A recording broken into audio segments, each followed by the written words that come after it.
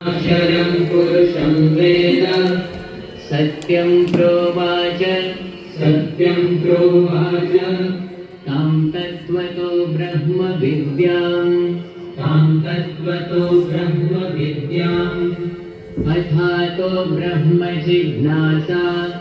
अथातो ब्रह्म जिज्ञासा ॐ ब्रह्मविदाप्नोति परम्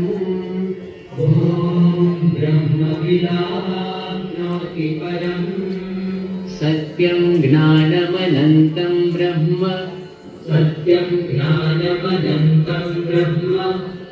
अक्षरात् सम्भवतीह विश्वम् উন্মোচন করে স্বামীজিকে আর অর্পণ করবার জন্য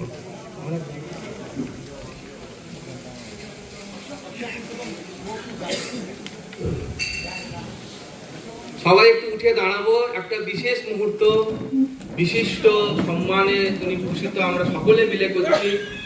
তাই আমাদের সর্বানন্দ অবধূত, আমাদের সনাতন সংস্কৃতি সংসদের পক্ষ থেকে ওনাকেও বলছি একটু যেতে। আপনি একটু সামনে যান। হ্যাঁ, সর্বানন্দ অবধূত মহারাজ ওনাকে একটু সামনে।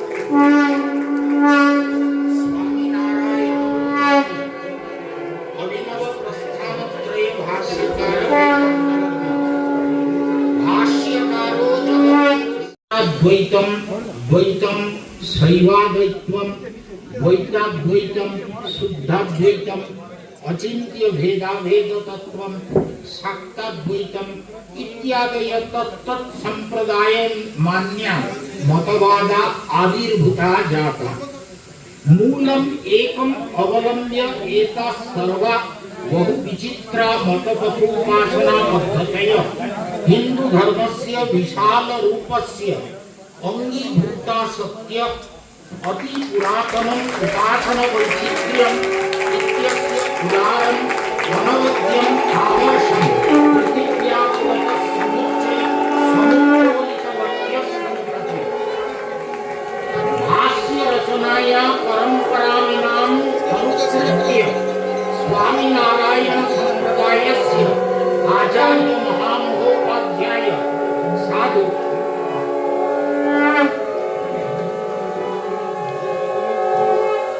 श्री भद्रेश दास महाराज समग्रस्य प्रस्थान त्रयस्य उपरि स्वामीनारायण भाष्यं विरचय्य अक्षर पुरुषोत्तम दर्शन नामाविदं परब्रह्म स्वामीनारायण प्रबोधितं वैदिकं सनातनं दर्शनं उपस्थापितवान्। एतेन अनवद्येन তিনি এবার বলবেন সর্ব দর্শন সমন্বয়।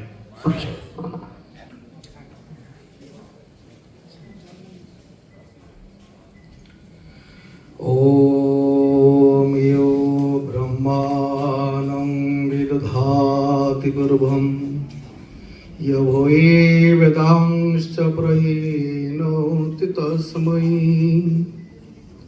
তং দভাত্মবুদ্ধি প্রকাশং মুমুক্ষু বৈ শরণহং প্রপরদে। ওম শান্তি শান্তি শান্তি। জয় গুরু। আজ এই মহাপুণ্যপীঠ স্বামীনারায়ণ মন্দির সনাতন সংস্কৃতি সংসদ কর্তৃক আয়োজিত সর্বদর্শন সমন্বয় সত্র। প্রথমে ভগবান স্বামীনারায়ণের পাদপদ্মে কোটি কোটি প্রণাম এবং অত্র সবার সবাদিশ এবং সকল সন্তবৃন্দ চরণে কোটি কোটি প্রণাম। বিশেষ করে স্বামী ভদ্রেশজি মহারাজের চরণে সকল ভক্তবৃন্দকে প্রণাম। কালকে রাত্রে কথা হয়েছিল এই সর্বদর্শন সমন্বয় সত্রের প্রয়োজনীয়তা কেন। অর্থাৎ স্বামীজিরা বলেছেন, আলোচনায় উঠে এসেছে, আমাদের সনাতন পরিবারের আমরা সবাই সদস্য হয়েও আমরা একসময় পৃথক পৃথক হয়ে যাচ্ছি। প্রাচীন কাল থেকে আমাদের সনাতন ধর্মের বহু অংশে বিভক্ত হয়ে গেছেন। এক এক দর্শন নিয়ে এক এক আলাদা আলাদা সম্প্রদায় হয়ে গেছেন। আমরা যেন সেটা ভবিষ্যতে আর যেন না দেখি। আমাদের সনাতন ধর্ম যদি একটা বটবৃক্ষ হয়ে থাকে, আমরা এক একটা ডাল যদি একটা দর্শন হয়ে থাকে, এক একটা দর্শন বা এক একটা ডাল ধরে আমরা সনাতন বৃক্ষের সঙ্গে যুক্ত হতে চলেছি। এই সনাতন শব্দটি দিয়ে আমরা সর্বদর্শন শ্রবণের একটা সূত্র খুঁজে পাই। সনাতন শব্দটির অর্থ যদি আমরা এভাবেই দেখি, স মানে সনাতন পরব্রহ্ম। যে পরব্রহ্ম, ভাগবত বলছে এই পরব্রহ্মকে কেউ ব্রহ্মরূপে, কেউ আত্মারূপে, কেউ ভগবান রূপে দর্শন করেন। বদন্তি তত্ত্ববিদ চতুর্থ জ্ঞান মধ্যয়ম ব্রহ্মেতি পরমাত্মেতি ভগবানীতি শব্দতে। তো নিশ্চয় আমরা কেউ ভগবানের উপাসনা করছি, কেউ পরমাত্মার উপাসনা করছি, কেউ ব্রহ্মকে উপাসনা করছি, কিন্তু সকলে এক। অদ্বৈত তত্ত্ববিদগণ এক তথ্যকেই ব্রহ্ম আত্মা ভগবান রূপে বিষয়িত করেছেন। এই শব্দটি দিয়ে আমরা যেন সেই আলাদা আলাদা আমরা যদি সম্প্রদায় হয়ে থাকি, কিন্তু আমরা সনাতনের এক পরিবার। সেই পরব্রহ্ম সত্তাকে উপলব্ধি করার জন্য আমাদের চিত্ত নির্মলতার প্রয়োজন। কারণ নির্মল চিত্ত ব্যতীত কোনো বিষয়ের সত্তা যদি দেখি, সে নেই মনোরত সত্যর অর্থ যদি আমরা দেখি, ধর্মের 10টি লক্ষণ, ধৃতি কমাদমস্তেম শৌচম ইন্দ্রিয় নিগৃহ সত্যম অক্রুত দর্শকম ধর্ম লক্ষণম, কিংবা বেদান্ত দর্শন যেটা সমদমাদি ষট্ক সম্পত্তি, যোগ দর্শনের যেটা যম নিয়ম, ঐচ্ছা সত্যস্তি ব্রহ্মচর্য পরিগ্রহ, এইগুলো যে আমরা দেখি, এইটা যদি আমরা নিশ্চয়ই প্রত্যেকে আমরা সেই সাধনাগুলো করছি। যারা বৈষ্ণব তারাও করছেন, যারা শৈব পরিবার তারাও করছেন, বেদান্তিবিদ তারাও করছেন, যারা দর্শনীয় তারাও করছেন। আমরা এক। ত দিয়ে তপস্যা বুঝিয়েছেন। সে তপস্যা কোন তপস্যা? গীতা ভগবান সপ্তদশে বলেছেন যে আমাদের কায়িক তপস্যা, বাচিক তপস্যা এবং মানসিক তপস্যা। ত্রিবিধ তপস্যা আছে, দেব দ্বিজ গুরু প্রাগ পূজং শৌর্য মার্জম। এখানে ঘৃণার কোন স্থানে, নিন্দার কোন স্থানে, সকলকে আপন করার স্থান। যত আমরা তপস্যা করব, সকল দর্শনকে আপন করে নেব। কেন? আমাদের বৃক্ষ একটা সনাতন বৃক্ষ। সেই আমরা যদি বাচিক তপস্যা এবং কায়িক তপস্যা, মানসিক তপস্যা করি, আমাদের চিত্ত শুদ্ধ হয়ে যায়। সেই শুদ্ধ চিত্ত আমরা কি দর্শন করব? এই শুদ্ধ চিত্তের কারণে আমাদের লক্ষণটা কি? আমরা বিনম্র হতে পারবো, আমরা নিরহংকারিত হতে পারবো, নিরভিমানী হতে পারবো। যেটা আমরা ভদ্রস্বামীর মধ্যে দেখতে পাচ্ছি, তিনি বড় মহামহোপাধ্যায় হয়েও কিরম সাবলীল ভাষায় কালকে আমাদের সম্মুখে একেবারে নরম হয়ে সুন্দর তার দর্শন, অক্ষপুরুষোত্তম দর্শনের কথাগুলো সাবলীল ভাবে দেখছেন। তাকে আমার বিনম্রতার প্রতিমূর্তি, প্রত্যেক সন্তানকে একটা বিনম্রতার প্রতিমূর্তি, এবং সেইভাবে আমরা তাকে দর্শন করেছি। এটা হচ্ছে বিদ্যা যে বিনয় দান করে, সেটা তাহাকে দেখলে স্পষ্টভাবে বোঝা যায়। কাউকে তার সহিত আলোচনা করার পর আমরা নিজের আলোচনা করছি, দেখো কত বিদ্বান হয়ে তিনি কত সাবলীল। এটা হচ্ছে তপস্যার ফল। তার মধ্যে নম্রতা, নিরহংকারিতা, নিরবনীতা এসেছেন। এটা থেকে আমরা আপ্লুত হচ্ছি যে বিদ্যয় ধান করে, জ্ঞাত করে, সকলের সঙ্গে মিশতে পারে। এই সর্বদা সমন্বয়ের সভাটা আজকে নেই যেন পরপশু, তিনি সাকার আদর্শ রূপে এখানে আমাদের কাছে আছেন। প্রস্তান্ত এর ব্যাখ্যা করেছেন কালকে স্বামীজিরা বলছে ভাই 1200 বছর পর এরকম একটি প্রস্তান্তির উপর অভিনব ভাষ্য রচনা তিনি করে আমাদের ভবিষ্যৎ সনাতন ধর্মের ধারক বাহক হয়ে তিনি কীর্তিমান কার্য করেছেন। তার জন্য তাহাকে আমরা অধিক অধিক প্রণাম, সাধুবাদ, অভিনন্দন জ্ঞাপন করি। আমাদের যোগাশ্রমের যে দর্শন, যে শঙ্কর আচার্যের সেই জ্ঞান এবং যোগ দর্শনের পথ, অর্থাৎ শঙ্করের মত যোগের পথ দিয়ে আমার যে দর্শন, সে একই কথা, এক কথা, সেই পরমাত্মাকে আমরা উপাসনা করছি। আমরা যেন সেই পথে জীবনকে সার্থক করতে পারি। সকলকে প্রণাম জানিয়ে আমার বক্তব্য এখানে সমাপ্ত করছি। ওম শান্তি শান্তি শান্তি, জয় গুরু। শ্রীমৎ সুসংগত মানে বক্তব্য মহারাজের খুব ভালো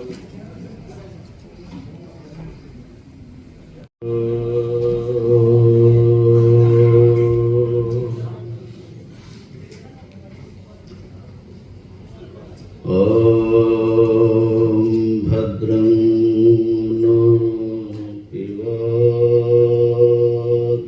मनः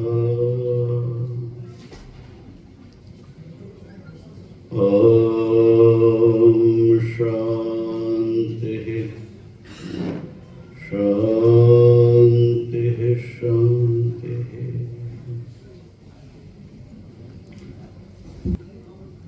हरि ओम हरि ओम हरि ओम। आज के मैं हिंदी में बोलूं तो शायद स्वामी जी को थोड़ा अच्छा लगे, क्योंकि स्वामी जी को भी हिंदी में बोलना है, आप सबका अनुमति लेकर के। मेरे ख्याल से हिंदी यहाँ सब समझते ही हैं, हाँ ठीक है ना। आज के इस विशिष्ट सभा के मध्यमणि हमारे सबके बड़े आदर के पात्र, सम्मान के पात्र, और थोड़े ही समय में जो हमारे बड़े आत्मीय बन गया है, अपने विनय, विद्या, व्यवहार से, ऐसे पूज्य विद्वत रत्न, वेदांत रत्न श्रीमान भद्रेश दास साधु जी महाराज इस सभा में उपस्थित मंचासीन महान विद्वतजन, संतजन, अन्य सभी पूजनीय संतवृंद जो सामने हैं, भक्तजन, आपने सुना कि स्वामी जी ने एक ऐसा काम किया, लगभग 1000 वर्ष बाद किसी ने किया।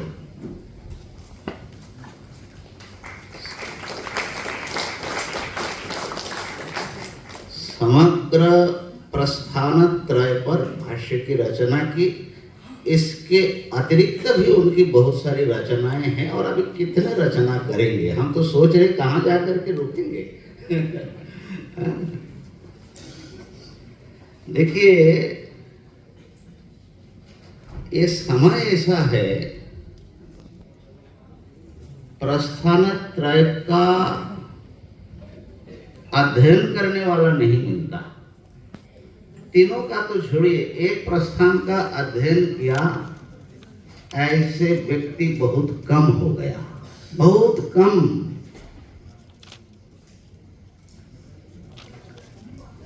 और फिर उसको समझने के लिए प्राचीन भाष्यों का अध्ययन करना, और फिर एक स्वतंत्र भाष्य रचना करना। मैं जब देखा, हमारे हाथ में जब ग्रंथ आया, मैं आश्चर्यचकित हो गया कि प्रस्थानत्रय पर भाष्य लिख दिया। मैं तो स्वामी जी प्रस्थानत्रय शंकर भाष्य पढ़ा रहा हूँ, लगभग 20 वर्ष हो रहा है, अभी तक छांदोग्य बृहदारण्यक में नहीं पहुंचा हूँ। ब्रह्मसूत्र तो पढ़ा लिया, गीता जी भी पढ़ा ली है, लेकिन मैंने पढ़ाने में समय लग रहा है। पूज्य स्वामी जी ने भाष्य रचना कर दिया और जब सुनाया कि 2 साल के भीतर उनके गुरुजी महाराज के आदेश से रचना किया, तो मुझे तो असंभव ही लगता है कि ऐसा कोई मनुष्य कैसे कर सकता है। हमारे आदि शंकराचार्य जी ने भाष्य लिखा, हाँ उन्होंने पहली बार लिखा, 4 साल लगा, 12 वर्ष की उम्र में लिखना शुरू किया, षोडशे कृतवान भाष्य। और थोड़ा मैंने उसका अवलोकन और समझने की कोशिश की कि ये स्वामी नारायण भाष्य और उनका जो अक्षर पुरुषोत्तम दर्शन है ये क्या है। कुछ जो डाउट्स था वो तो स्वामी जी के साथ कल चर्चा करके काफी हद तक मैंने आपके दर्शन समझने में जो कुछ डाउट था काफी दूर हो गया। तो और भाषा बहुत सरल है स्वामी जी का, तो इसलिए निश्चित रूप से ये खाली कहने के लिए नहीं है कि स्वामी जी ने एक इतिहास की रचना की है, ये कोई सामान्य बात नहीं है। इस 21वीं सदी में मैं तो कल्पना भी नहीं किया कि कोई प्रस्थानत्रय पर भाष्य, नए भाष्य की रचना करें, कल्पना से बहिर्भूत था। और जैसे कि इसमें कहा गया कि इससे स्वामी जी ने संस्कृत साहित्य की जो अपने संपदाएं हैं उसमें भी बहुत 4 चांद लगाए, यानी बहुत समृद्ध किया और एक बहुत बड़ा काम किया हमारे सनातन धर्म के लिए, जो मैं समझता हूं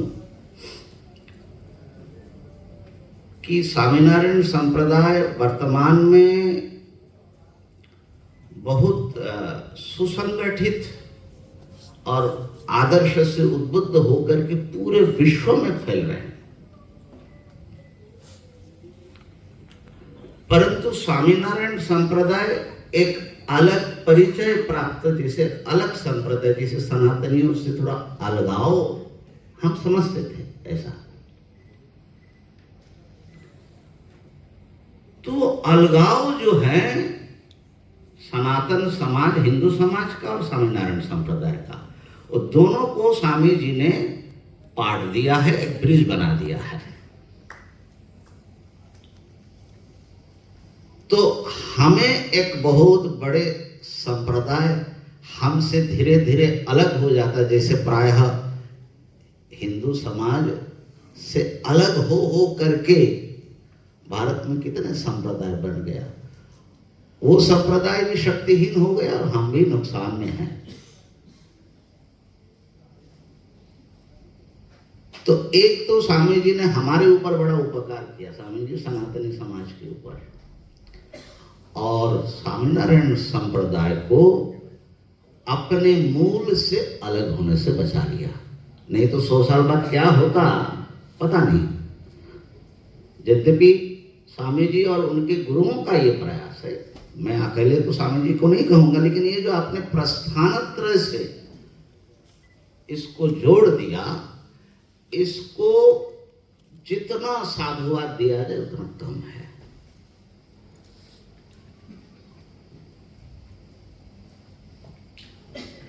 इस विषय आज का जो दर्शन समन्वय की बात है, तो सर्वदर्शन समन्वय सत्र रखा गया। मैं सोचता हूं मैं थोड़ी उल्टी बात करूं कि दर्शनों में समन्वय नहीं होता।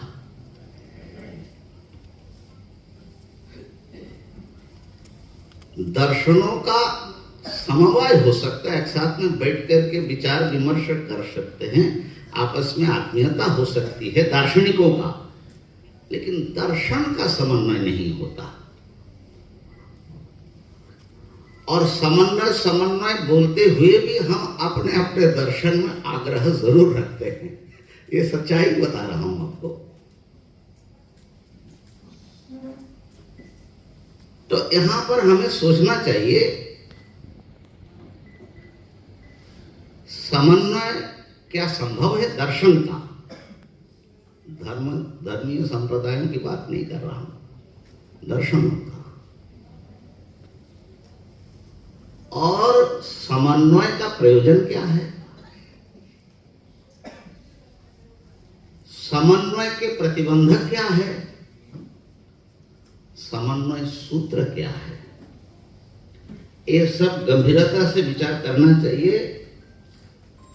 और बड़े महापुरुष सब है, विचार यहीं पर पूर्ण होगा ऐसा जरूरी नहीं है, विचार चलता रहेगा।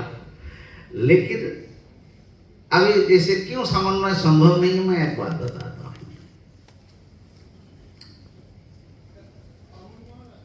आप मानते हैं जीव अणु है, हम मानते हैं, हम माने खाली वेदांत अद्वैत वेदांती नहीं, न्यायिक सांख्य आदि भी मानते हैं जीव महान है, विभु है जीवात्मा। अब इसमें समन्वय कैसे करिएगा?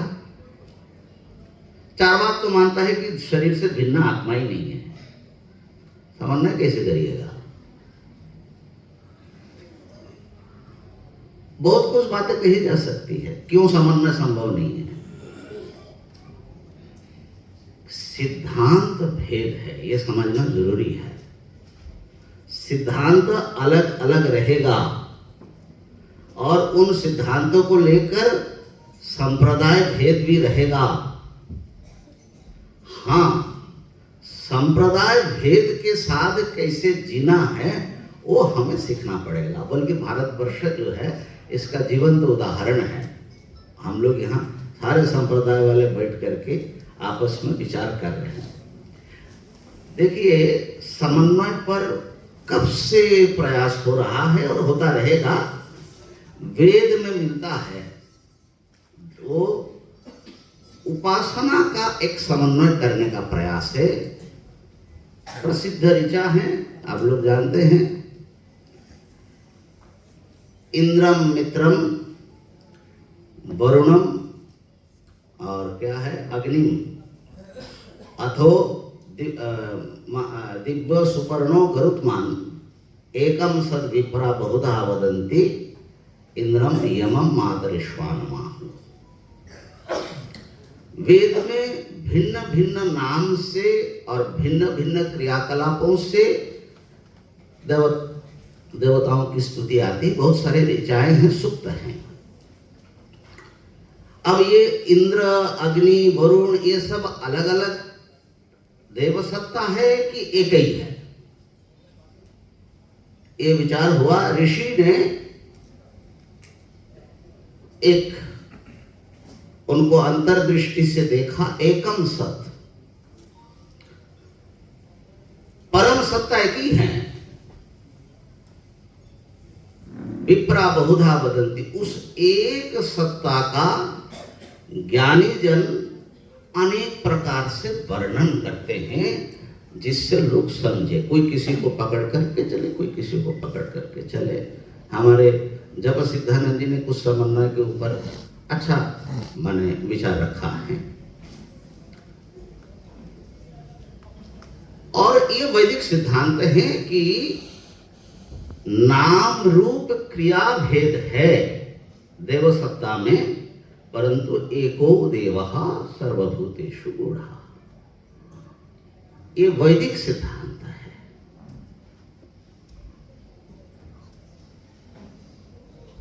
और समन्वय, देखिए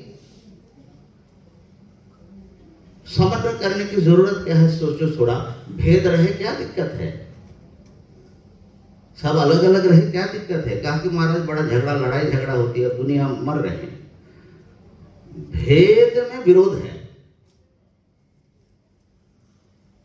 और विरोध करते हुए भेद में जाओगे। जितना विरोध करोगे अपना अलग पुनवा बनाओगे।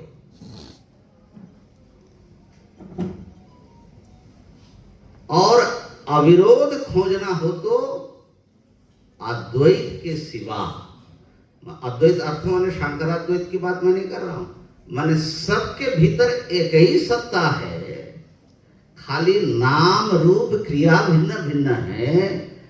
इसके सिवा आप कम से कम सिद्धांतों का समन्वय नहीं कर सकेंगे।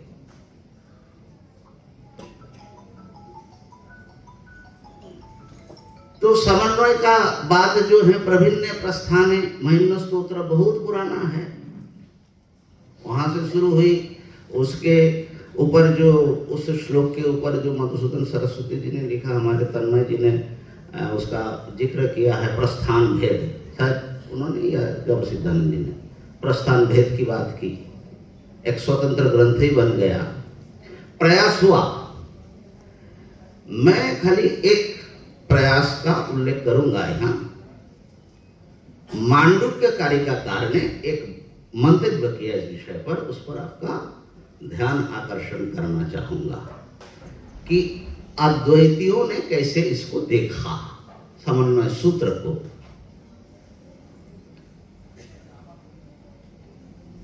तो वो कहते हैं अद्वैत प्रकरण में, स्वसिद्धांत व्यवस्थासु द्वैतिनो निश्चिता दृढ़म परस्परम विरुध्यन्ते तैर अयं न विरुध्यते। अपने अपने सिद्धांत, अपने अपनी व्यवस्था प्रक्रिया, इसमें जितने द्वैत संप्रदाय है, देखिए मूल विभाग दो ही है, अद्वैत और द्वैत, विशिष्टाद्वैत, द्वैताद्वैत, ये सब अंततः परम जो उनकी मुक्ति चरम अवस्था है उसमें द्वैत को ही माने सेव्य सेवक उपास्य उपासक भाव को स्वीकार करते, वो मिटता नहीं, इसलिए सब द्वैत ही है। तो द्वैत संप्रदाय जितने हैं वो अपने अपने उपास्य और उसकी उपासना पद्धतियां इसमें बड़े आग्रह पूर्वक निश्चय रखते हैं। आप कितना भी कह लीजिए, श्री कृष्ण 16 कला है, राम जी 12 कला है, गौड़ीय लोग इसको छोड़ेंगे नहीं। और शिव जी को तो कहां स्थान देंगे वो आप ही जाने। यूट्यूब खोलने से ऐसे ऐसे आचार्य मिल जाएंगे जो क्या क्या बातें कर रहे हैं। अब इसको आप बंद कैसे करेंगे, मैं ये कहना चाह रहा हूं। तो अभी जैसे स्वामी जी का और स्वामीनारायण संप्रदाय का है, अपना जो परब्रह्म सर्वोच्च सत्ता है, पुरुषोत्तम स्वामीनारायण है। तो सबके अपने अपने उपास्य में आग्रह हैं। यहां तक कि हमारे स्वामी जी भी अवतार वरिष्ठ मानते हैं, उसमें मुझे आपत्ति नहीं है, मैं खाली हकीकत बयां कर रहा हूं कि माने ये जो है अपने अपने उपास्य की श्रेष्ठता व्यक्ति अगर छोड़ेगा तो उपासना करेगा कैसे, वो इष्ट निष्ठा जिसको बोलते हैं, ये तो भैया रहेगा। और इसलिए खंडन मंडन भी चलेगा, परस्परम विरुद्धन्ते। लेकिन गौड़पादाचार्य जी कहते हैं कि हमारा जो दर्शन है अद्वैत दर्शन, तैरयम न विरुद्धते, ये दर्शन का इनके साथ विरोध नहीं है। हम आप सबको बहुत प्रेम से, आप जितना भी गाली दो मायावादी करके, आपके गाली के बावजूद भी हमारे अपने दर्शन की चाहे महानता कहे चाहे मजबूरी कहे, हम आपको अपने घर से बाहर नहीं कर सकते। क्यों? उसका दूसरे श्लोक में उन्होंने कहा, अद्वैतम परमार्थो ही तद भेदो द्वैत उच्यते, द्वैतम उच्यते, तेषाम उभयथा द्वैतम तेनायम न विरुध्यते।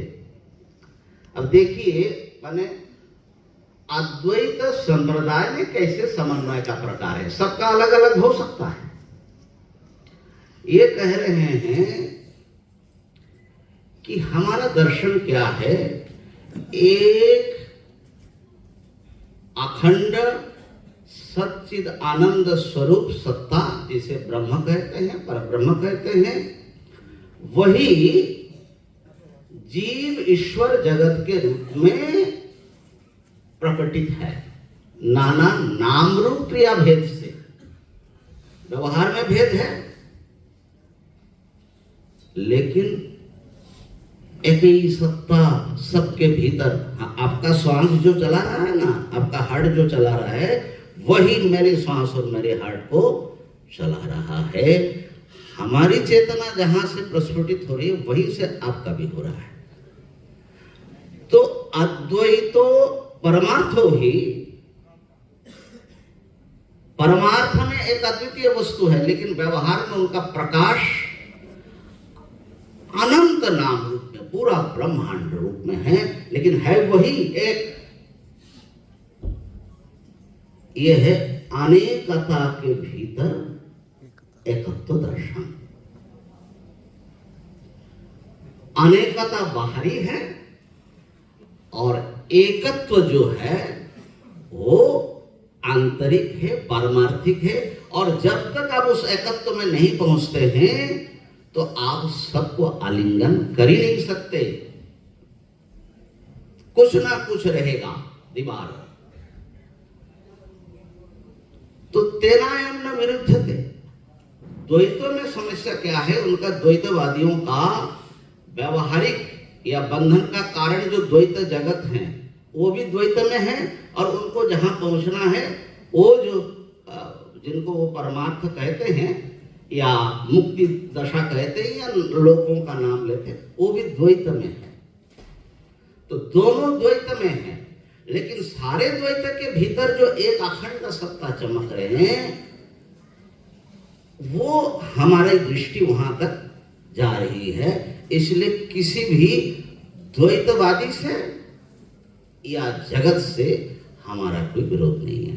ये मैंने अपने एक निवेदन किया कि किस प्रकार से इस पर विचार आया है। हाँ, ये जरूर है, बहुत कोशिश हुआ, जैसे स्वामी जी ने कहा कि देखो, और बात हो न हो, कम से कम हम सब लोग प्रस्थान त्रय को मानते हैं। हाँ, ये बात तो है।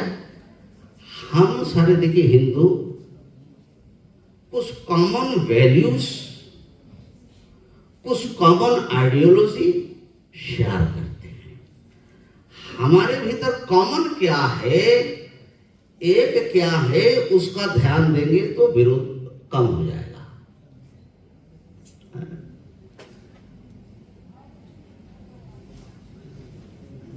पुनर्जन्मवाद,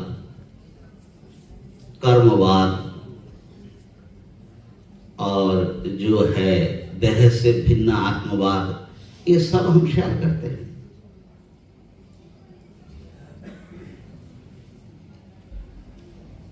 तो अभी समय चूंकि अतिक्रम हो रहा है, स्वामी जी को भी अपना कुछ उद्गार प्रकट करना है, इसलिए मैं विस्तार नहीं कर रहा हूं। तो वो जो हमारे कॉमन ग्राउंड है सारे सनातनियों का, उसको भूलना नहीं चाहिए। कल स्वामी जी ने एक बहुत सुंदर बात कही कि देखो, हम स्वामीनारायण को मानते हैं, लेकिन हमारे पंच देवता उपासना हम मानते हैं। हरिओम स्वामी जी, मंच पर थोड़ा। तो अब देखिए, आप जब अपने उपास्य को, गुरु को, जिनको भी मानते हैं, बहुत अच्छी बात है, सर्वोच्च भूमि में रखिए आप। लेकिन हमारे जो पूरे हिंदू समाज का, सनातनियों का जो देव देवताओं का एक परिवार है, उनको आप अपने घर में थोड़ी जगह दीजिए।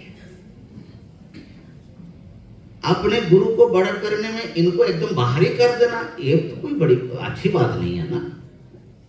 जगह क्यों नहीं होना चाहिए आपके घर में?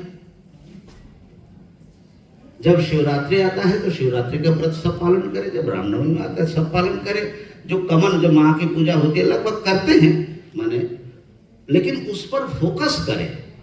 हमारे जो कॉमन ग्राउंड है, कॉमन थ्रेड है, उसको हम धूमिल न होने दे, उसको पकड़े रहे। समन्वय पर विचार कभी विस्तार से होगा। प्रसंग में थोड़ा एक बात कह करके अपनी ये जो है, आखिर में हम जो आए हैं यहाँ स्वामी जी, कुंभ का बहुत बड़ा काम चल रहा है, बहुत कुछ चल रहा है, लेकिन मैं बहुत रेस्पेक्ट लेकर के आया। इतने बड़े विद्वान और इतना महान काम किया, तो हम कम से कम ताली भी ना बजाए भाई, थोड़ा ताली तो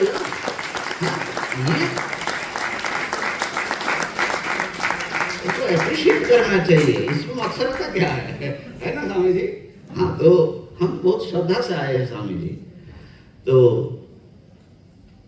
दूसरी बात, जो प्रासंगिक बात, उस महात्माओं का जो दर्द निकल आया, वो दर्द हमको भी है, सबको है। स्वामी जी को उससे कल चर्चा किया। जो चल रहा है, बांग्लादेश में चल रहा है और जगह चल रहा है, भारत में ये आप ऐसा मत समझिए कि बांग्लादेश में, और आप समझते भी नहीं क्योंकि आप लोग यहाँ रहते तो ज़्यादा जागरूक है। बांग्लादेश में हिंदुओं का नरसंहार, गण हत्या हो रही है।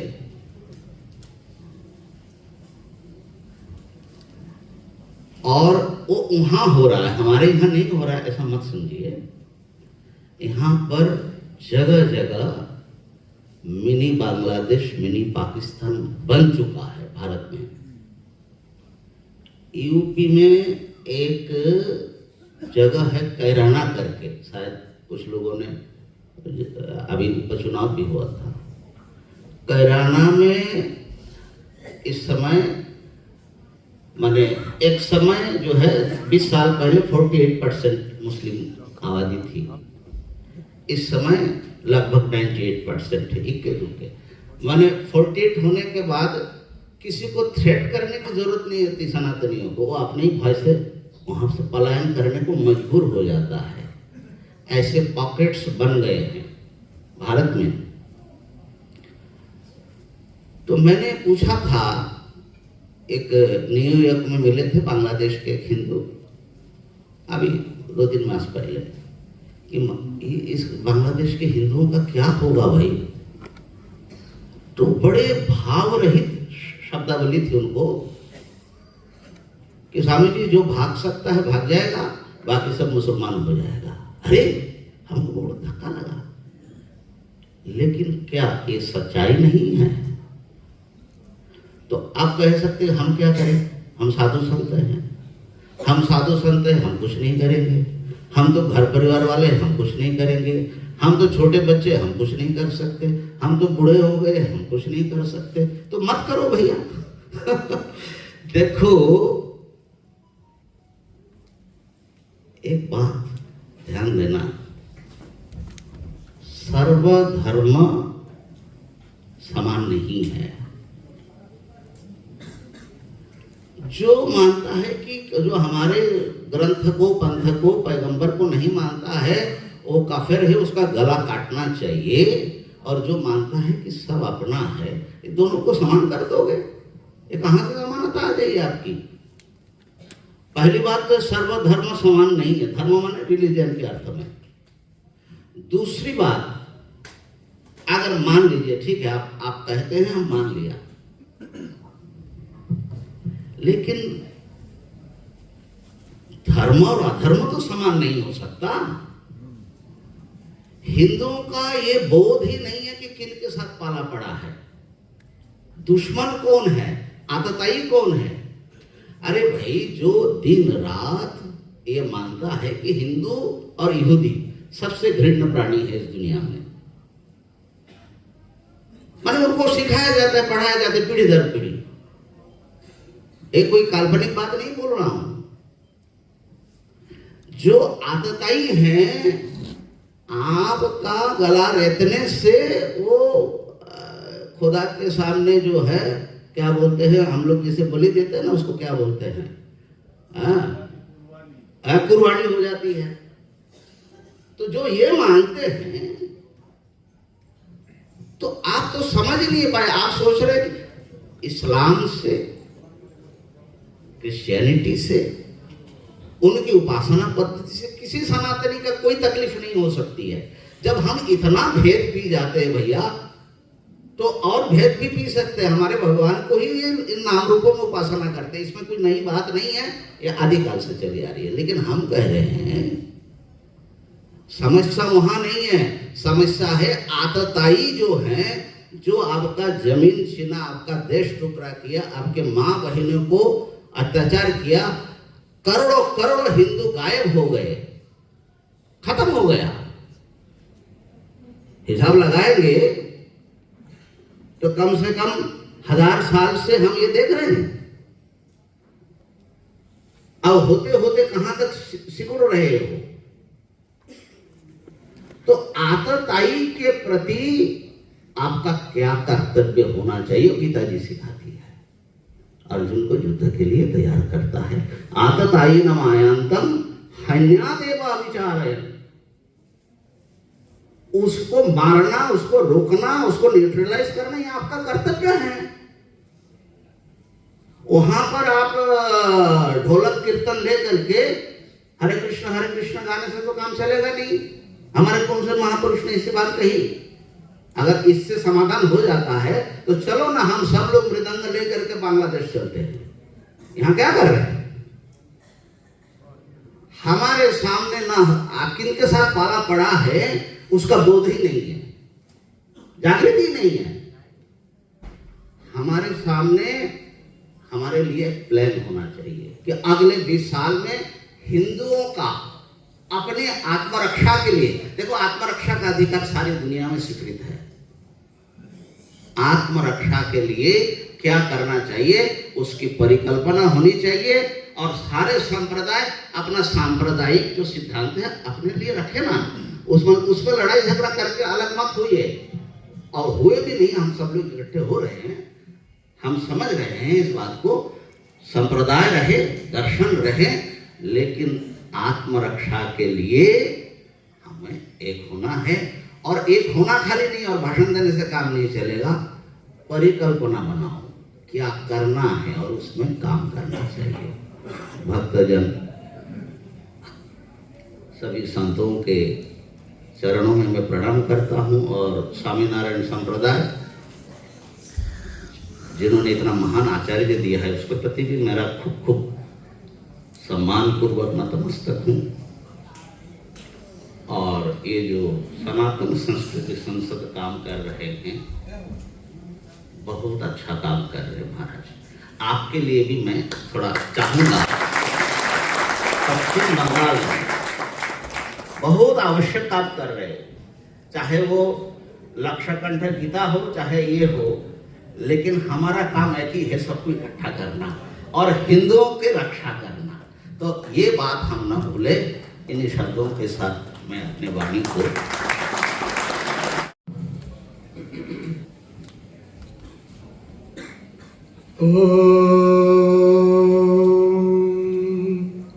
शन्नो मित्रशं वरुणः शन्नो भवत्वर्यमा शन्न इन्द्रो बृहस्पतिः शन्नो विष्णुरुक्रमः नमो ब्रह्मणे नमस्ते वायो त्वमेव प्रत्यक्षं ब्रह्मासि त्वामेव प्रत्यक्षं ब्रह्म वदिष्यामि ऋतं वदिष्यामि सत्यं वदिष्यामि तन्मामवतु तद्वक्तारमवतु अवतु माम् अवतु वक्तारम्।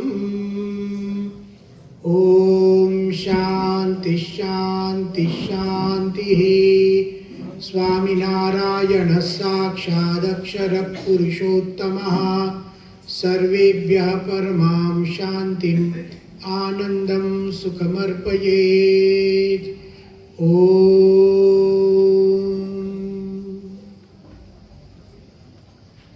मंचस्थाः आदरणीयाः प्रातस्मरणीयाः अस्य सर्वदर्शन समन्वय सत्रस्य अध्यक्षाः पूज्य प्रणव चैतन्य स्वामी महाराजाः एवं च उपस्थिताः सर्वे पूज्य स्वामी चरणाः, श्रोतावर्गे उपस्थिताः पूज्य स्वामी चरणाः एवं श्रोतारश्च सर्वेभ्यो नमो नमः। इन संतों का आशीर्वाद पाकर बहुत ही धन्यता का मैं अनुभव कर रहा हूँ। आज जो इन पूज्य संतों द्वारा सम्मान किया गया वह भारतीय दार्शनिक परंपरा का सम्मान था। आज का यह सम्मान हमारे भारतीय वेदांत संप्रदायों का सम्मान था, हमारे वैदिक वाङ्मय का सम्मान था, और सम्मान से भी ऊपर उठकर यह तो संत जनों का स्नेह था। मैं अवश्य इस स्नेह को अंगीकार करता हूं और सम्मान को भगवान स्वामीनारायण, मेरे गुरु हरि प्रमुख स्वामी महाराज और मोहन स्वामी जी महाराज और हमारी सनातन धर्म की संत परंपरा के चरणों में सम्मान को मैं समर्पित कर देता हूं।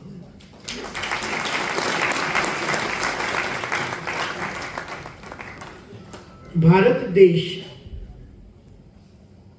एक भव्य और दिव्य देश है। प्रमुख स्वामी जी कहते थे, भारत को कभी सामान्य मत समझो। प्रमुख स्वामी जी कहते थे, ये भारत के 3 आधार स्तंभ हैं। हमारी सनातन संस्कृति के 3 आधार स्तंभ हैं।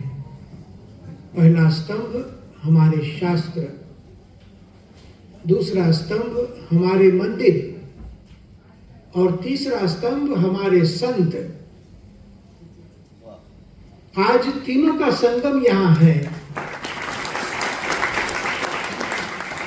शास्त्र अर्थात हमारा वैदिक वाङ्मय, 4 वेदों से लेके वेदांगों से लेकर हमारे उपनिषद, हमारे इतिहास के ग्रंथ महाभारत और रामायण, हमारे स्मृति ग्रंथ न केवल संस्कृत भाषा में परंतु वेदों का अनुसरण करते हुए, रामायण और महाभारत का अनुसरण करते हुए, स्मृति ग्रंथों का अनुसरण करते हुए भारत की प्रादेशिक भाषाओं में लिखे साहित्य को भी हम वैदिक वाङ्मय मानते हैं। चाहे तुकाराम ने लिखे अभंग क्यों न हो, ज्ञानेश्वर ने लिखी ज्ञानेश्वरी गीता क्यों न हो, गुरुवाणी क्यों न हो, वैदिक वाङ्मय से जो निकलता है उसे हम वैदिक माने और हमारे सनातन शास्त्रों की रक्षा करें। भारत देश शास्त्रों का देश है। मित्रों, क्या दुनिया में कोई ऐसा शास्त्र प्रसिद्ध है जिस एक शास्त्र को समझने के लिए 6 वैज्ञानिक पद्धतियों की आवश्यकता हो? आज पूज्य मेरे मित्र आत्मप्रियानंद स्वामी जी ने कहा, जो मुंडक उपनिषद में परा और अपरा विद्या की बात हुई, द्वे विद्ये वेदितव्ये पराचैवा पराच, भारत की महानता देखो, दोनों को समान आदर दिया। वेदितव्य, दोनों को जानना तो है। परा और अपरा विद्या। हमारा भारत देश विद्याओं का देश है। वेद जैसा ग्रंथ जिसको समझने के लिए 6 वैज्ञानिक पद्धतियां, पूज्य स्वामी जी ने उल्लेख भी किया, शिक्षा कल्पः व्याकरणम निरुक्तम छंदो ज्योतिषमिति, एक विषय वैज्ञानिक है। शिक्षा उच्चारण की विधि समझाता है। अतः शिक्षां व्याख्यास्यामः वर्णस्वरः मात्राबलं सामसंतानः इत्युक्त शिक्षाध्यायः। प्राचीन समय में हम लोग तो आज लिख रहे हैं, प्राचीन समय में सभी विद्याओं का संरक्षण उच्चारण से होता था। आज लेखन पद्धति प्रसिद्ध है, उस वक्त उच्चारण पद्धति, इसलिए वेदों की श्रुति कही जाती है। गुरु बोलते थे, शिष्य सुनते थे, पाठ करते थे, और यदि बोलने में उच्चारण में भूल हो जाए तो एक थियरी चली जाती थी, और इसलिए हमारे यहाँ विविध प्रकार के पाठों की रचना हुई।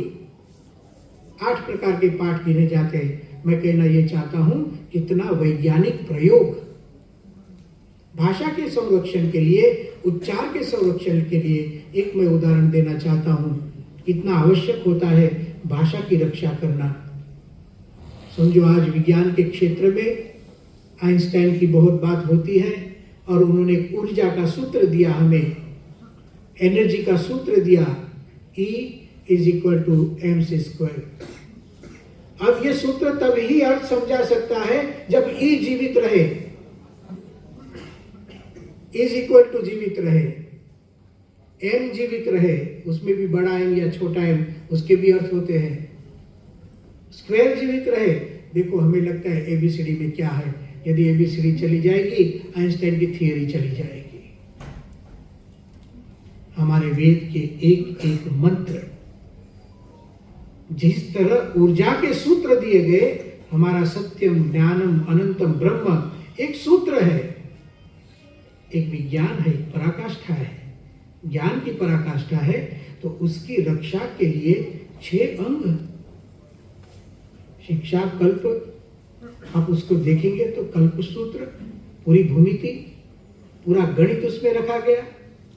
व्याकरण शास्त्र, मुझे पता नहीं विश्व के किस कोने में हजारों वर्ष पूर्व जहां भाषा का भी तकलीफ थी, उस समय में तो भारतवर्ष ने व्याकरण की रचना की। आज जो निरुक्त ग्रंथ प्राप्त होता है, उस निरुक्तकार स्वयं लिखते हैं निघंटु कि वैयाकरणः एवं वदन्ति। अरे स्वयं निरुक्त आज जो मिलता है वो 2000 साल पुराना है, वो लिखते हैं कि वैयाकरणः एवं लिखन्ति। हमारे वैयाकरणी ऐसा लिखते, इसका मतलब उसके भी पहले व्याकरण था। स्वयं वेद के मंत्रों में व्याकरण शब्द का प्रयोग। एक सुनियंत्रित भाषा, एक सुसंस्कृत भाषा और विज्ञान के साथ उसको जोड़ना कितनी बड़ी बात है भारतवर्ष की।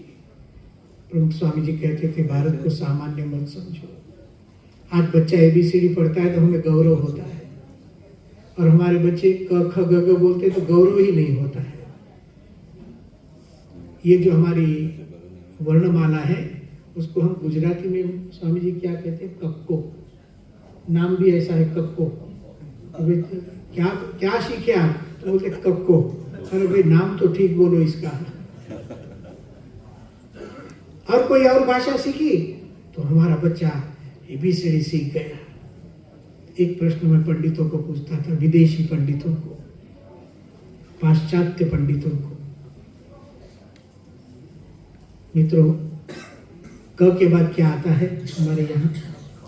ख आता है। देखो मैं तो गुजरात से आया, वहां भी ख बोल रहे थे, आप लोग भी ख बोलते हैं। कोई महाराष्ट्र से होगा वो भी ख ही बोलेगा, कोई कन्नड़ होगा तो वो भी ख ही बोलेगा। क के बाद ख है, प के बाद क्या है हमारे यहाँ? ये 5 को इकट्ठा करना वो साइंस है। क ख ग घ ग, ये रिसर्च है। और इसका क्रम जो दिया, उसके स्थान के अनुसार, उसके प्रयत्न के अनुसार हम 5 का, आप देखो प के बाद है फ के बाद ब के बाद भ और म। ये 5 क्यों एकत्र है? 5 में ओष्ठ मिलते हैं। जरा एक बार बोल के देख लीजिए, प फ ब। और कोई चाहे कि मैं विद्वान हूं, मैं उसको नहीं मिलाऊंगा, वो प बोल ही नहीं सकेगा। लगता है सामान्य, हमारे यहाँ बालपन से, बाल्यावस्था से हम एक साइंस सिखा रहे हैं। तो मैं विदेशी विद्वानों को पूछता था कि हमारे यहाँ तो क के बाद ख क्यों? इसका एक साइंस है। अकुह विसर्जनीयानाम कंठः। और जब हम बोलते हैं क ख ग घ बोलते हैं तो कंठ से आवाज निकलती है। उपपद्मानीयानाम ओष्ठौ, हम जब ऊ बोलते हैं फिर प फ ब ब म बोलते हैं तो ओष्ठ का प्रयोग होता है। हमारे यहाँ एक विज्ञान है, तो वो तो हमें पता है। मैं आपको पूछता हूँ, ऐसा मैं विदेशी विद्वानों को कहता था, मैं आपको पूछता हूँ ए के बाद आप बी बोलते हैं, उसका साइंस क्या है? सब चुप हो जाते थे। और ए भी तो नाम है, उच्चार नहीं है। ए को ए नहीं बोला जाता है जब वो प्रयोग में आता है, बी को बी नहीं बोलते हैं। मुझे तो ये भी आश्चर्य होता है, डब्ल्यू बोलते हैं, न तो उसमें ड है, न तो ब है, न तो ल है, न तो य है, न तो ऊ है। मैं समझाना में निंदा में तात्पर्य नहीं है, ये केवल तुलना इसलिए कि भारत को सामान्य मत समझो। दुनिया में कोई एक ग्रंथ जिसको समझने के लिए 6 वैज्ञानिक पद्धतियां हो। हाँ, मुझे लगता है आपको अंतिम पद्धति उसमें थोड़ा सा लगा होगा कि ये पता है हमें ज्योतिष, और हमारे लिए भी ज्योतिष तो क्या है? हाथ देखना। आपको आनंद होगा, मुझे भी हाथ देखना आता है। तो फिर कहेंगे स्वामी जी एक काम करो, प्रवचन बंद करो, 10-10 मिनट हमारा हाथ देखो। नहीं, हमारा ज्योतिष कभी डराने के लिए नहीं था, डरने के लिए नहीं था। हमारा ज्योतिष एक गणित है, अपने आप को ब्रह्मांड के साथ जोड़ने की प्रक्रिया है। ये शादी के लिए कुंडली नहीं होती है। कुंडली इसलिए है कि मेरा जब जन्म हो रहा है तो भगवान सूर्य कहाँ है, भगवान चंद्र कहाँ है, मंगल कहाँ है, वो हम ग्रहों के साथ हमारे स्थान देखते हैं। एक ब्रह्मांड के हम अंश बन रहे हैं। इसका वो आनंद का उत्सव होता है कुंडली निकालना।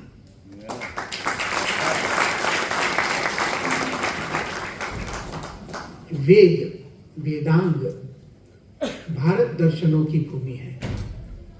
षड दर्शन की बात आज उसकी बात आई।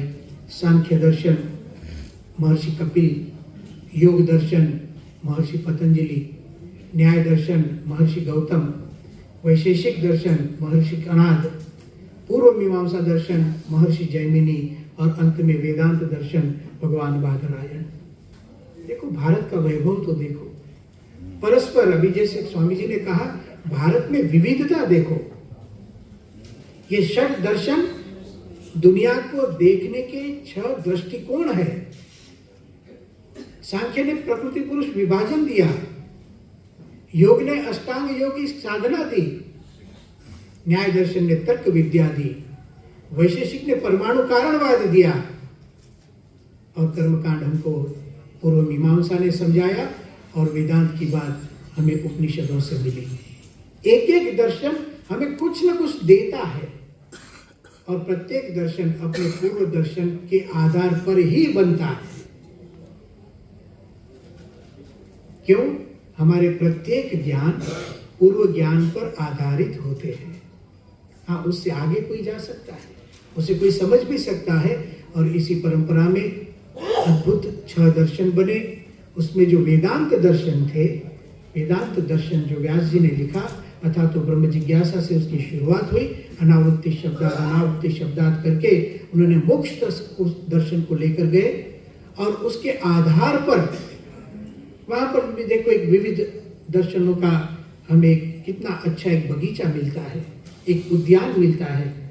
वेदांत दर्शन में 10 उपनिषद, ब्रह्मसूत्र और भगवद गीता, इन 3 को आधार करके एक परंपरा उपस्थापित की आदि शंकराचार्य जी ने, कि जब हम कोई वेदांत परंपरा की बात करते हैं तो चलो उसमें विचार अपने अपने रखें, लेकिन उसका आधार एक रहे।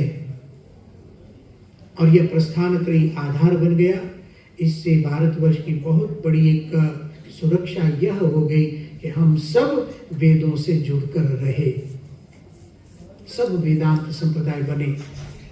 अद्वैत दर्शन आया, अद्वैत पर विचार विमर्श हुआ, और उसमें किसी को लगा कि नहीं, अद्वैत से एक विशिष्टाद्वैत भी होना चाहिए। रामानुजाचार्य ने विशिष्टाद्वैत की स्थापना की। मध्वाचार्य जी ने द्वैत दर्शन की स्थापना की। निम्बार्काचार्य जी ने, मेरे पास में विराजमान है, उन्होंने द्वैताद्वैत की स्थापना की। वल्लभाचार्य जी ने शुद्धाद्वैत की स्थापना की। चैतन्य महाप्रभु जी ने अचिंत्य भेदाभेद की स्थापना की। और भी आचार्यों ने अपने अपने विचारों के अनुसार, अपनी अपनी गुरु परंपरा के अनुसार, अपनी साधना के अनुसार और अपने साक्षात्कार के अनुसार दर्शनों की स्थापना की। उसी क्रम में, उसी परिवार में, एक वैदिक सनातन धर्म के परिवार में भगवान स्वामीनारायण ने भी एक दर्शन दिया जिसका नाम है अक्षर पुरुषोत्तम दर्शन। अक्षर पुरुषोत्तम, अक्षर रूप होकर पुरुषोत्तम की भक्ति करना, ये इसका संक्षिप्त अर्थ है।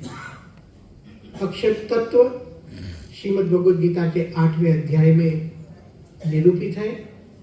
अर्जुन का प्रश्न है, कल हमारी चर्चा हो रही थी तो मुझे लगा इसी विषय को मैं सभा में संक्षिप्त में कहूं।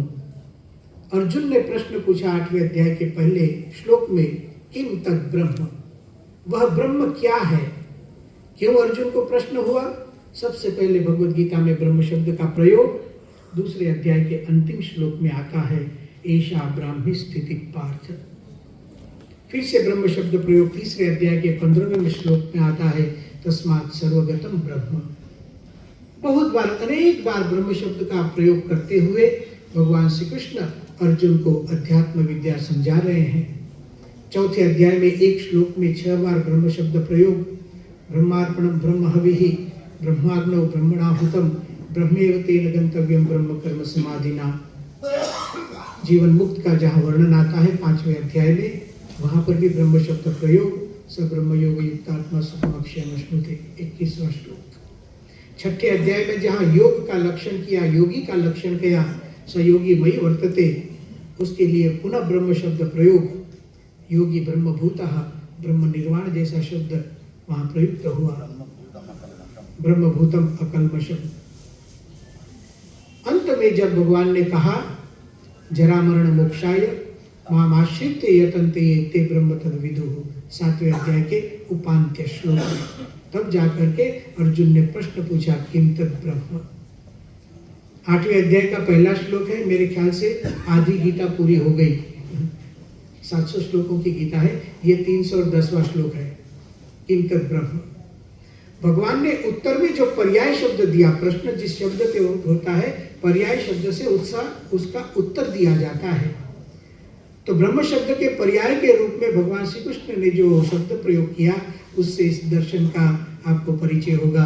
किम तद ब्रह्म इति प्रश्नः तस्य उत्तरम अक्षरम ब्रह्म परमम्। जो अक्षर है वही ब्रह्म है, वहां परमम एक शब्द दिया है। वो एक श्रुति को याद करते हुए, क्योंकि सर्वोपनिषदो गावो दुग्धा गोपाल नंदनः पार्थो वत्सः सुधीर भोक्ता दुग्धम गीतामृतम महत्। उपनिषद रूपी गायों का अमृतमय दूध श्रीमद् भगवद गीता है। तो कुछ बात जो उपनिषद में हुई उसे भगवद गीता याद करती है, जिसको हम लोग वेदांत में उपब्रह्मण कहते हैं। तो मुंडक उपनिषद ने अक्षर के लिए ऐसे कहा, अक्षरात् परतः परः। जब परमात्मा की बात होती है तो परतः अक्षरात् परः परमात्मा, पर ऐसे अक्षर से परे परमात्मा, इसलिए उसको परात्पर कहते हैं। उस परतः जो विशेषण अक्षर के लिए दिया गया, गीता के 8वें अध्याय के 30वें श्लोक में परमम शब्द देकर उसको याद किया, अक्षरम ब्रह्म परमम। उस अक्षर की महिमा भी सुनाई, यदक्षरम वेद विदो वदन्ति विशन्ति यद्यतयो वीतरागाः यदिच्छन्तो ब्रह्मचर्यम चरन्ति तत्ते पदम संग्रहेण प्रवक्ष्ये। ब्रवी में ऐसा करके कठोपनिषद, प्रवक्ष्य करके यहाँ भगवद गीता। आपको खुशी होगी, गीता के 8वें अध्याय के 21वें श्लोक को लेकर एक विश्व का प्रसिद्ध मंदिर बना है। पहले मैं श्लोक सुनाता हूं। अव्यक्तो अक्षर इत्युक्तः तम आहुः परमां गतिम यम प्राप्य न निवर्तन्ते तद्धाम परमं मम। अक्षर जिसका नाम है, जिसको पाकर व्यक्ति वापस नहीं आता है, ऐसे परमात्मा का जो धाम है, भगवान श्री कृष्ण ने कहा, मतलब अक्षर धाम। प्रमुख स्वामी जी ने दिल्ली में जो बनाया, उसका नाम जो दिया है ये गीता के 21वें 8वें अध्याय के 21वें श्लोक से अक्षरधाम। धाम उसको कहते हैं जिसमें भगवान रहते हैं। अक्षर पुरुषोत्तम दर्शन तत्व ज्ञान यही कहता है, यदि आप भी अक्षर का गुण प्राप्त करेंगे तो भगवान आप में भी निवास करेंगे। और अक्षर से परे पुरुषोत्तम 15वां अध्याय, यस्माक्षरम अतीतोहम अक्षरादपि चोत्तमः अतोस्मि लोके वेदे च प्रथितः पुरुषोत्तमः। भगवान अक्षर से भी पर है और अक्षर से भी पर है, इसलिए उसको पुरुषोत्तम कहते हैं। तो ये संक्षेप में मैंने आपको अक्षर पुरुषोत्तम दर्शन के बारे में भी बात की। लेकिन आज जो सर्व दर्शन समन्वय है, समन्वय मतलब पूज्य प्रणव चैतन्यानंद स्वामी महाराज ने बहुत अच्छी बात की कि हम लोग तत्वज्ञान तो अपने अपने रहेंगे, लेकिन हमारा मूलाधार वेद सबका एक है। हम वेदांत की एक बहती गंगा के जो धारा चलती है उस पर घाट बना कर रहे हैं। हाँ, नई गंगा हम नहीं ढूंढ सकेंगे, नई गंगा नहीं ढूंढ सकेंगे, गंगा तो बहती रहती है। और गंगा ऐसी पवित्र नदी, ऐसा प्रसन्न पुण्य सलिला भगवती भागीरथी, ऐसा भवभूति ने उत्तम रामचरित में लिखा है। ऐसा प्रसन्न पुण्य सलिला भगवती भागीरथी, वो तो अखंडित प्रवाह है। हाँ, हम क्या कर सकते हैं, उस प्रवाह का नीर पी सकते हैं। हम क्या कर सकते हैं, उस पर घाट बना सकते हैं। हम क्या कर सकते हैं, हम वहां स्नान कर सकते हैं। किसी का घाट बड़ा भी हो, किसी का घाट छोटा हो, ये बड़ा छोटा होना वो घाट का काम है, गंगा का काम नहीं है। हम सब संप्रदाय जितने बड़े, वो एक भारतीय सनातन धर्म की गंगा बह रही है। किसका घाट बड़ा, किसका छोटा, किसको कलर लगाया, किसको कलर नहीं लगाया, वो तो सब घाट की बातें हैं, कोई गंगा की बातें नहीं है। घाट अलग हो सकते हैं, गंगा अलग हो सकती नहीं है। ये अलग अलग घाटों के आप दर्शन करते हैं, देखो सबके पहरवेश भी अलग है। मैंने ये पाक पहनी है, किसी ने अलग पहनी है, किसी ने अपनी जटा रखी है। ये सब घाट के रंग है, ये सब घाट के रूप है, लेकिन गंगा तो सब में एक है। सनातन धर्म, वैदिक सनातन धर्म, और इसीलिए हमारा जन्म हुआ है। रुचि नाम वैचित्र्यात्, हम सब की रुचि अलग होती है। जैसे खाने में भी रुचि अलग होती है, क्या एक ही तरीके का खाना खाते हैं हम? पकाने की रीत भी अलग अलग होती है, खाने की रीत अलग होती है, लेकिन जीवन तो सबको चाहिए। उसी तरह से आज एक अद्भुत कार्यक्रम यहाँ हुआ। हमने सर्वदर्शन समन्वय सत्र के रूप में, सही अर्थ में देखो अब यहाँ कितना अद्भुत एक दृश्य दिख रहा है। अभी तो कुंभ मेला आएगा, स्वामी जी ने हमें कहा, उसके पहले एक छोटे कुंभ का दर्शन तो यहाँ हो गया है। आप सभी संतों को मैं खूब धन्यवाद ज्ञापित करता हूँ और आप सबके चरणों में मैं मेरा मस्तक झुकाता हूँ। मैं सभी संतों को प्रार्थना करता हूँ आप सभी मुझे आशीर्वाद दें और मैं सनातन धर्म की सेवा कर सकूं, और जब तक प्राण है तब तक हमारे वेदों की रक्षा कर सकूं, हमारे उपनिषदों की रक्षा कर सकूं, हमारी संत परंपरा का रक्षा मैं कर सकूं, हमारी शास्त्र परंपरा और मंदिर परंपरा, इन तीनों परंपराओं को लेकर हम चले और हमारे गुरुजनों को मैं प्रसन्न कर सकूं। आज हमारे गुरुदेव परम पूज्य महंत स्वामी जी महाराज हैं, 92 साल की उनकी उम्र है, तो भी चराती चरतो भगहा, वो हमेशा विचरण करते रहते हैं। देखो इतनी वृद्ध आयु में उन्होंने अक्षरधाम बनाए, अमेरिका में अक्षरधाम किया, 350 एकड़। एक संत की शक्ति क्या होती है, देखो एक संत की, हम सामान्य नहीं, संत जब मिल जाते हैं तो चमत्कार कर देते हैं। ऐसे संत हम लोग आज मिले हैं। उन्हीं मोहन स्वामी महाराज ने अबू धाबी में मंदिर किया, अबू धाबी में मंदिर किया। अभी स्वामी जी अफ्रीका देश में है, 2 मंदिरों की प्रतिष्ठा हो रही है हमारे हिंदू मंदिरों की। और मार्च मास में ऑस्ट्रेलिया में जिस तरह दिल्ली में अक्षरधाम है, जिस तरह अमेरिका में अक्षरधाम है, उसी तरह 100 एकड़ की भूमि में एक भव्य अक्षरधाम का भूमि पूजन हो रहा है। उसी धर्म पर खतरा मंडराता है हमेशा। एक मैं अच्छी बात करता हूँ, जिस धर्म में कुछ पाने जैसा हो, उसी धर्म के ऊपर आक्रमण होता है जो धर्म छा जाए ऐसा हो। क्यों लोग हिंदू धर्म से डरते हैं? लोग हिंदू सनातन धर्म से इसलिए डरते हैं, ये ऐसा धर्म है उसको जो चिंतन भी करेगा वो सनातनी बन जाएगा। अरे लोग विरोध करते करते सनातनी बन गए हैं। मैं ऐसे लोगों को जानता हूं जिन लोगों ने विरोध करने के लिए सनातन को पढ़ा और सनातनी बन गए। डरने की कोई बात नहीं है, जागृत रहने की बात है। देखो पहले मंदिर थे, उससे मंदिर की संख्या बढ़ी है, चिंता मत करो। पहले संत थे, आज संत की संख्या बढ़ी है। और देखो कितने युवा है सब हमारे निर्गुण महाराज, कितने युवा है देखो तो। एक एक संत कितना भारी पड़ता है वो भी देख लो। बिना शस्त्र, हमें कोई शस्त्रों की जरूरत नहीं। ये तो कितना बड़ा शस्त्र है देखो तो सही। ये पढ़कर हम लोग बैठे हैं। ये हमारी कितने युवा संत हमारे पास है, चिंता करने की जरूरत नहीं। हाँ, परंपरा को सुदृढ़ रखो, मंदिरों की रक्षा करो, जीवन को पवित्र रखो, शास्त्रों को मिटने मत दो। शास्त्रों की चर्चा करो, शास्त्रों की पारायण करो, उसकी कथा करते रहो, शास्त्रों की बातों को सुनाते रहो। जब तक हमारे शास्त्र जीवित, जब तक हमारे मंदिर जीवित और जब तक हमारे संत जीवित, चिंता करने की कोई जरूरत नहीं।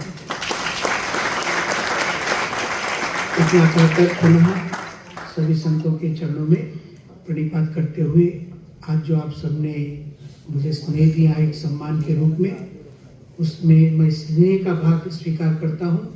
सम्मान भगवान और संत के चरणों में समर्पित करता हूँ। ओम शांति ही शांति ही शांति।